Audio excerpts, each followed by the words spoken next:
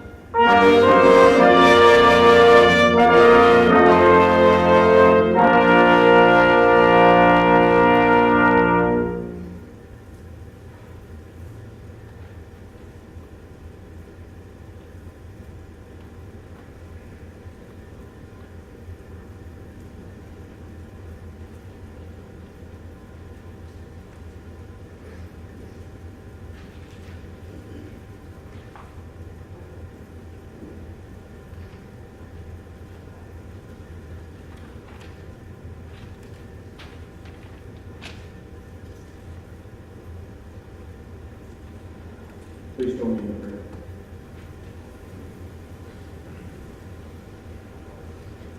Lord God, we gather here this morning as fortunate members of the exceptional, those who previously served and those who currently serve in the 2nd Marine Division. We gather to honor, pay tribute, to remember 3,447 Marines and sailors of 2nd Marine Division. From Guadalcanal in 1942 to Iraq in 2017, these brave Marines and sailors swore to support and defend our Constitution, and it cost them everything. As we remember them today, may we know with certainty that we have the benefit of a free nation and a better world because of their selfless service. May we never take that for granted. They were leaders, mentors, and friends. As we recall and reflect on their stories of sacrifice, help us, God, to recognize their very best attributes, and may we conspire to live them out as people of honor, courage, and faith. We ask these to God, our holy God.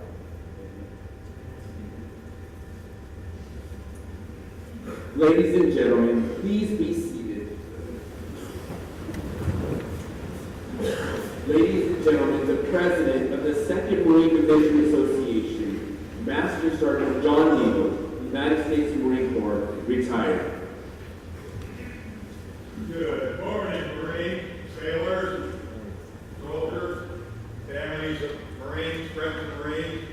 The active duty personnel, welcome to the chapel on a sunny Carolina morning.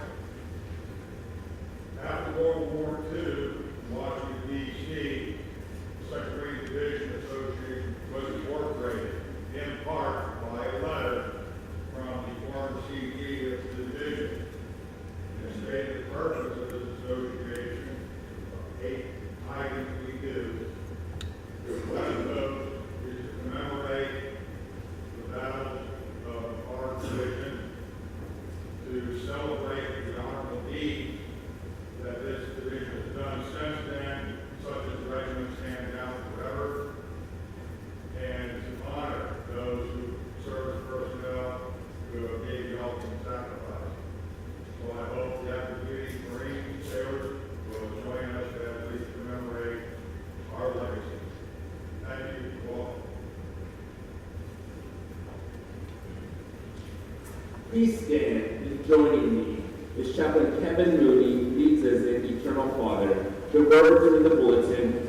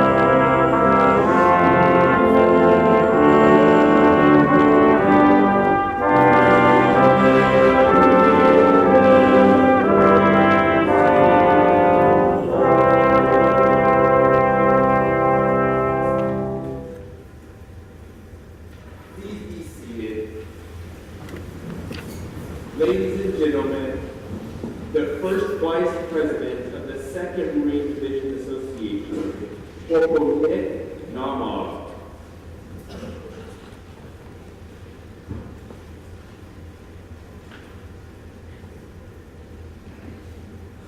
I ask you that you return to your bulletin as I read Joshua 1. After the death of Moses, the servant of the Lord spoke to Joshua, son of Nun. Every place that the sole of your foot will tread upon, I have given to you, as I promised to Moses. No one shall be able to stand against you all the days of your life. As I was with Moses, so I will be with you. I will not fail you or forsake you. Be strong and courageous, for you shall serve this people in possession of the land that I swore to their ancestors to give them. Only be strong and very courageous. Do not turn from it to the right hand or to the left, so that you may be successful wherever you go. I hereby command you, be strong and courageous. Do not be frightened or dismayed, for the Lord, your God, is with you wherever you go.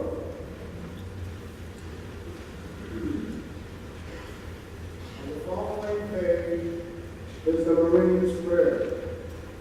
I invite our veterans to read the verses indicated, veterans and our active duty members to read the verses indicated active duty.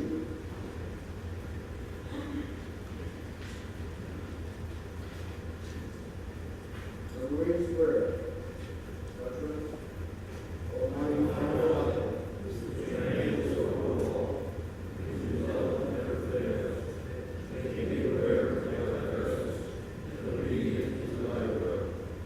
active duty.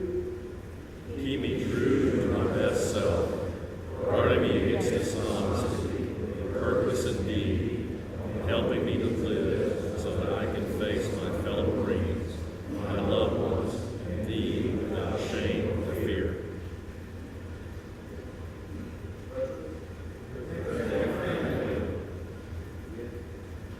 Give me those who do work of Marine, to accept my share of responsibilities, vigor, and enthusiasm.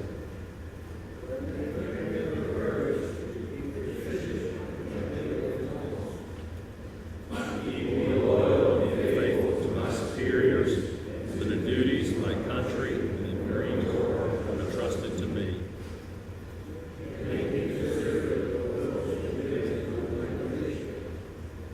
Help me to wear my uniform with dignity, and let it remind me daily of the traditions which I must uphold.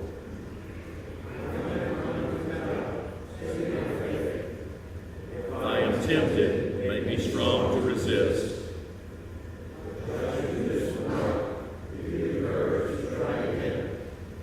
Guide me with the light of truth, and grant me wisdom which I may understand. Answer my prayer.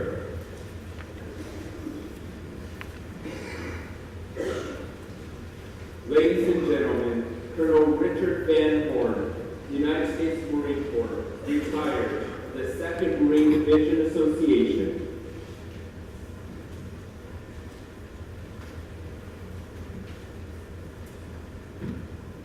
The association prayer. I will read the first paragraph. I invite all of you to join me in the second paragraph. Eternal Father, source of all that is and yet shall be, we trust your love and justice, and we bow in humble recognition that you have put into the hearts of some to be strong examples of courage and devotion, even in suffering and death. Made in your image, we believe that we have extraordinary powers if we will but claim and develop them, that we may serve without hesitation or paralyzing fear. We, who are gathered here, proudly uphold the finest traditions of the Lord, and with fervent gratitude are inspired to join in unbroken lines seen in the past, present, and future of those who rightly are all Marines. Especially among their rare secondary division, and all who serve with us. Let us never forget that it was burning upon evil and glory and anger that made us what we are today. Amen.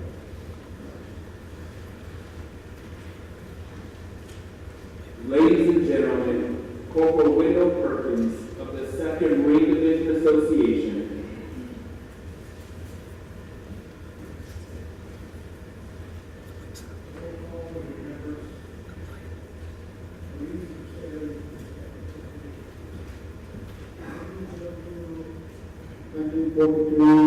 Water Canal, 372, Building Action, 15, District. 1943, Barrow, 978, Building Action, 27, District Action. 1944, Saipan, 1,313, Building Action, done, District Action. 1945, Indiana. 174 building action, none missing action. 1945 hour, 58 building action, none missing action. 1965, Dominican Republic, 9 building action, none missing action. 1983, 130 building action, none missing. 1983, three building action, none missing action. 1990, Kuwait. 6 building action, none missing action. 2001, 2011, Iraq, 238 building action, none missing action.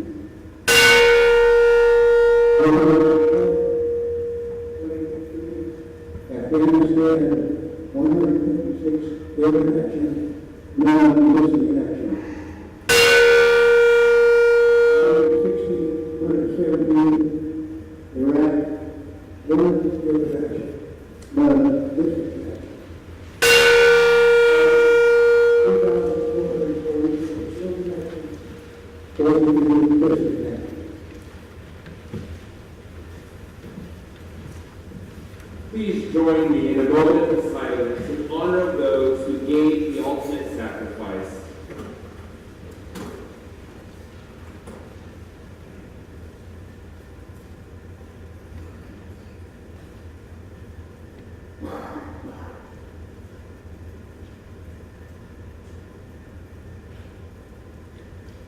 Please turn once again to your bulletins as I read our scripture passage from Ephesians chapter 6. Be strong in the Lord and in his mighty power. Put on all of God's armor so that you will be able to stand firm against all strategies of the devil. For we are not fighting against flesh and blood enemies, but against evil rulers and authorities of the unseen world, against mighty powers in the dark world, and against evil spirits in the heavenly places. Therefore, put on every piece of God's armor so you will be able to resist the enemy in the time of evil. Then after the battle, you will still be standing firm. Commander Tomlinson, Deputy Chaplain, 2nd Wind Division, will now present the memorial address. Honor, courage, and commitment. These are the core values by which we live. But when the American public thinks United States Marine Corps, they think first and foremost courage. Because it is in the cauldron of battle that the Marine Corps has imprinted itself on the mind and psyche of the American people. So courage is something that is a part of the 2nd Marine Division. The first time I stood in this pulpit, it was to officiate at the memorial service of an 0352 Marine from 2nd Tanks, Corporal Joshua Watkins, Wookie. That's his nickname, Wookie. He was a junior in college on 9/11. And like all Americans, he was shocked. He was stunned. And it was going to change his life and change his plans for his life. He had joined college, going to college to graduate and go and become a Marine Corps officer. But when 9/11 happened, he had to get some. And so he enlisted. He was on his 2nd combat deployment to Iraq and was scheduled to rotate home on 31 October. But he was so committed to his brothers, he volunteered to take one last patrol. On 21 October 2006, Wookie was one of 6 Americans who made the ultimate sacrifice in the global war on terror. And I believe he personified the words of the Apostle John, who wrote, "Greater love hath no man than this, that a man lay down his life for his friends. Wookie laid down his life for his brother Marines. But his sacrifice is not new to the 2nd Marine Division. Like Marines before him, his was a sacrifice of courage because he was something different. He was a United States Marine. Philosopher George Santayana, he wrote, "To know your future, you must know your past." To understand who we are as a division, we must know where we come from.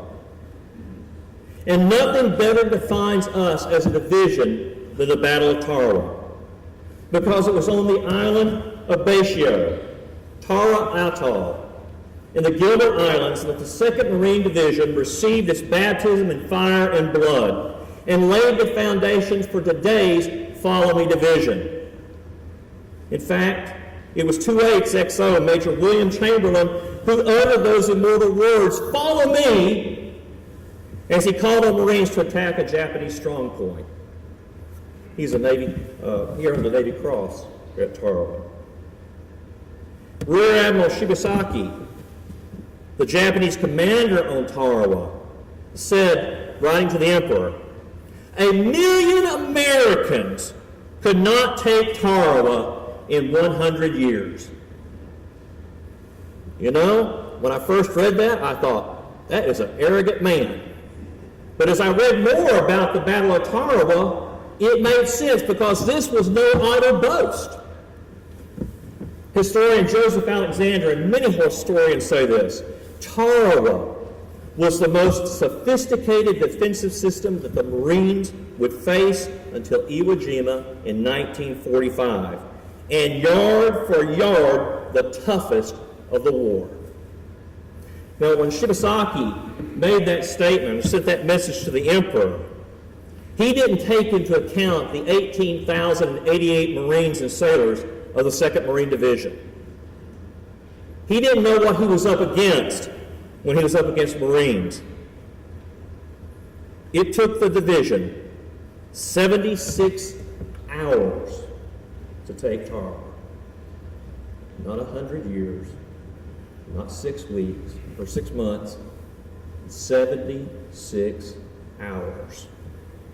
In those 3 days in which our division fought, it would suffer as many casualties as the 1st Marine Division did at Guadalcanal, and some very hard fighting, incredibly hard fighting at Guadalcanal in 6 months.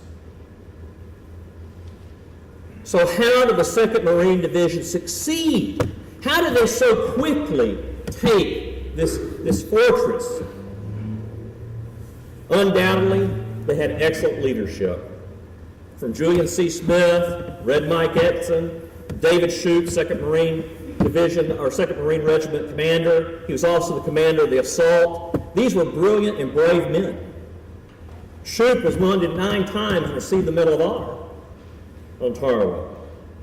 But I don't think it was just great leadership that made Tarawa such a victory. It was sheer guts. The guts of ordinary Marines. But not so ordinary, or you wouldn't be Marines. The Japanese, we know, they were tough. They were fanatical fighters. But they were awed at the courage and tenacity of the Marines. Of the 17 Rikusentai who survived, these were Japanese naval infantry, only 17 survived the battle. One was a lieutenant, and he was telling the Marine officers who were talking to him, getting the intel from him, he could not believe they kept coming. They were being killed over and over. They would come and come and come, and they wouldn't stop. Now, 2 Marines, I believe, epitomize the courage of the Marines and sailors at Basio. Both enlisted immediately after Pearl Harbor. They rose to the rank of sergeant, and after Guadalcanal, where they both fought, they were promoted to 2nd lieutenant. Both were also men of faith, and I believe went into battle remembering these words: "If God is for you, who can be against you?" 1st Lieutenant William Hawkeye Hawkins, tried to enlist in the Army and Navy right after Pearl Harbor. But they rejected him. When he was a baby, he had been burned by scalding water. And it's even said he had webbed toes, and I was shocked that the Navy wouldn't take somebody with webbed toes. But you know what? The Marine Corps looked beyond the webbed toes and the burn marks on his body, and they said, this man has got something special. He'll make a good Marine. I'm going to read from his Medal of Honor citation. For valorous and gallant conduct above and beyond the call of duty as commanding officer of a scout sniper platoon. The first to disembark from the Jeep lighter, First Lieutenant Hawkins unhesitatingly moved forward under heavy enemy fire at the end of the Bayshio Pier, neutralizing emplacements in coverage of troops assaulting the main beach positions, fearlessly leading his men on to join the forces fighting desperately to gain a beachhead. He repeatedly risked his life throughout the day and night to direct and lead attacks on pillboxes and installations with grenades and demolition. At dawn on the following day, First Lieutenant Hawkins resumed the dangerous mission of clearing the limited beachhead of Japanese resistance, personally initiating an assault on a hostile position fortified by enemy machine guns, and crawling forward in the face of withering fire, boldly fired point blank into the loopholes and completed the destruction with grenades. Refusing to withdraw after being seriously wounded in the chest during the skirmish, First Lieutenant Hawkins steadfastly carried the fight to the enemy, destroying 3 more pillboxes before he was caught in a burst of Japanese shell fire and mortally wounded. His relentless fighting spirit in the face of formidable opposition and his exceptionally daring tactics served as an inspiration to his comrades during the most crucial phase of the battle and reflect the highest credit upon the United States Naval Services. He gallantly gave his life for his country. Colonel Shute said if there was one man who inspired all of the Marines there to move forward, to move forward, to move forward, to move forward, it was Hawkeye. His modern counterpart in the 2nd Marine Division could be one of my brothers from 1-2, Sergeant Donnie Lamar, a scout sniper, who was killed by an IED outside PB Griffin in Musa Kala, Afghanistan on 12 May 2010.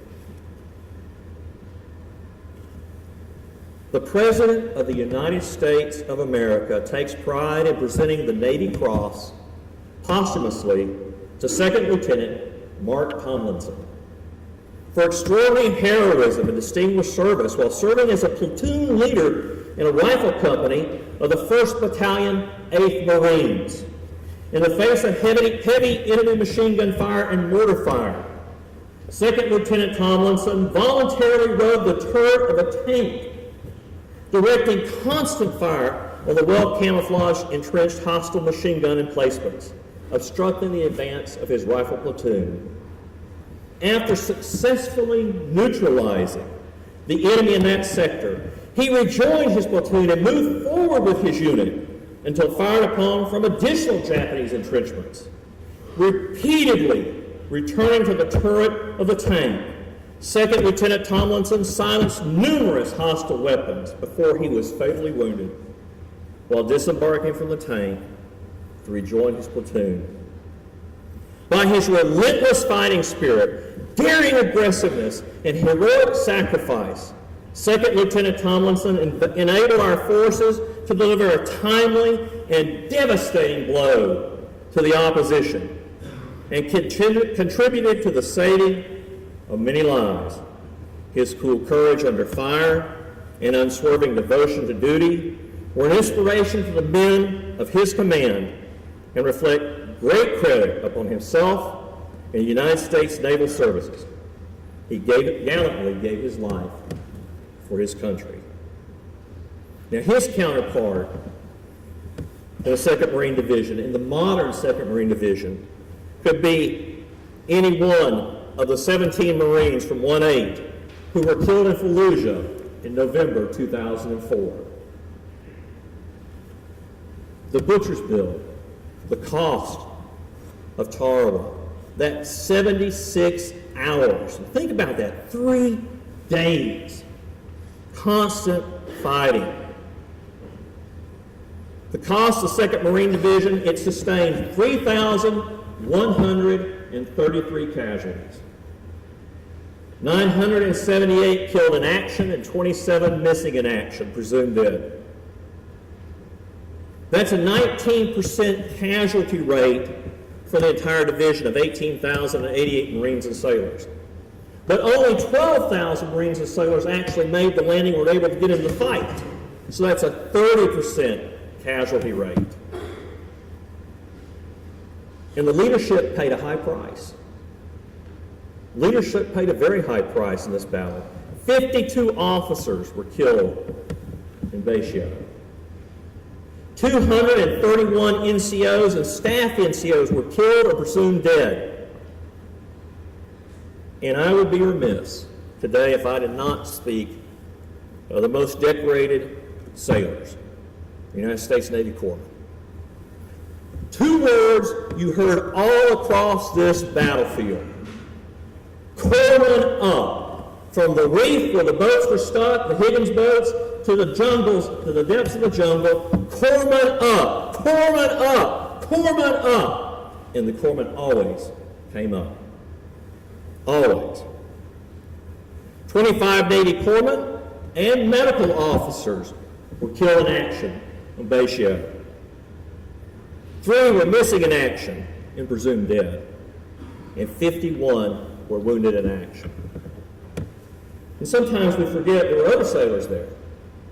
And they don't get counted in the numbers.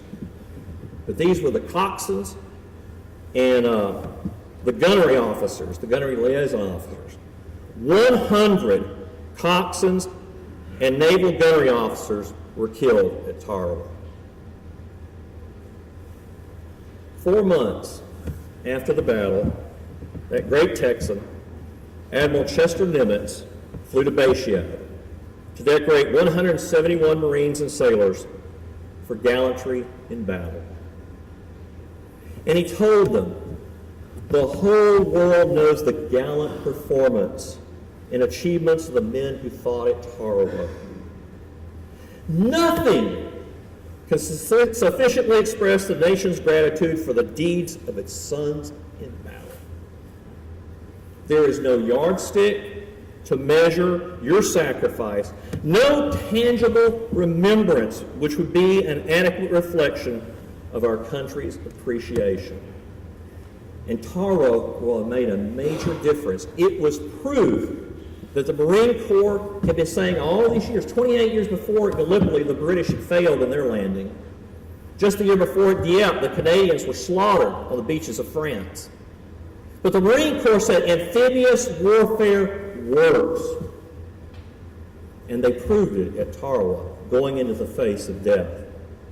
Now, when Admiral Nimitz spoke, he could have been speaking to any generation of the men and women in the 2nd Marine Division who have been in conflict, from Saipan, Tinian, Okinawa, the Dominican Republic, Beirut, Grenada, Panama, OIF, OEF, any Marine from any generation of the 2nd Marine Division he could have been talking to, because courage is a common virtue of all Marines and sailors in war.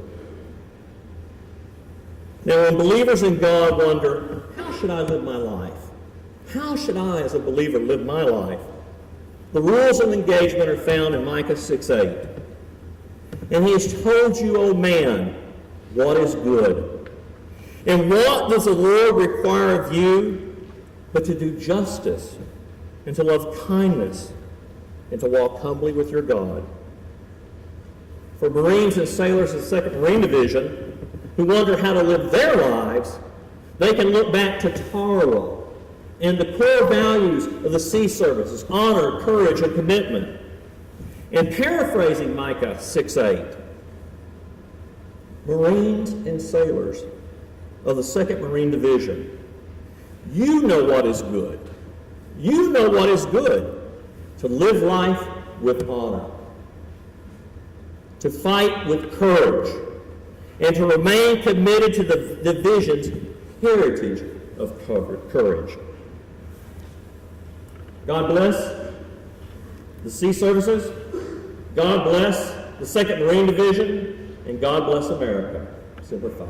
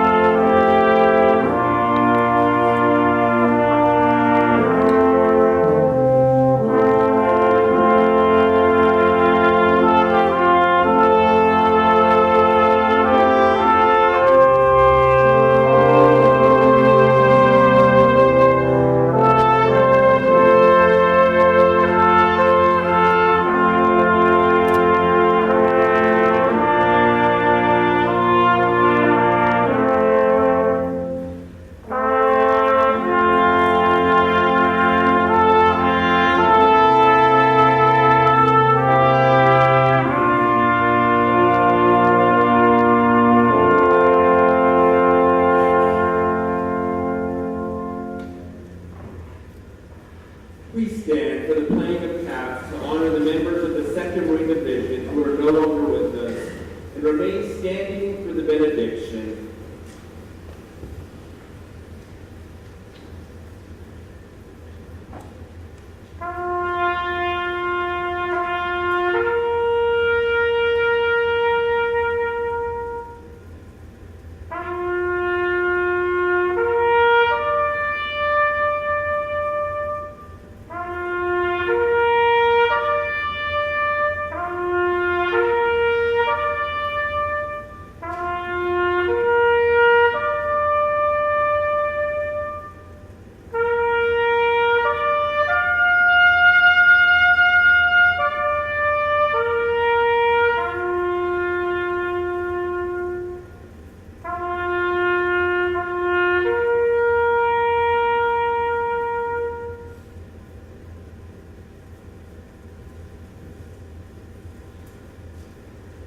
Pray with me. Thank you, God. Thank you for the opportunity to serve, for the camaraderie we share, and the lessons we learn through the bonds of struggle and challenge. Most of all, God, we thank you for the Marines and sailors of 2nd Marine Division who made the ultimate sacrifice. May we always recall their selfless acts of courage, and may we always be inspired by their example, that we may be grateful for the freedoms we have and honor them in the ways that we live and love and serve. We ask for protection upon our service members in areas of tension and unrest. Help them to recall their training and also their history and heritage. And may we all strive to live out the highest standards of the United States Marine Corps. Amen. Ladies and gentlemen, thank you for attending today's memorial service. Please allow the division leadership and 2nd Marine Division Association members to exit. All were invited to the Getchin Field House for the division's Battle Colors rededication ceremony.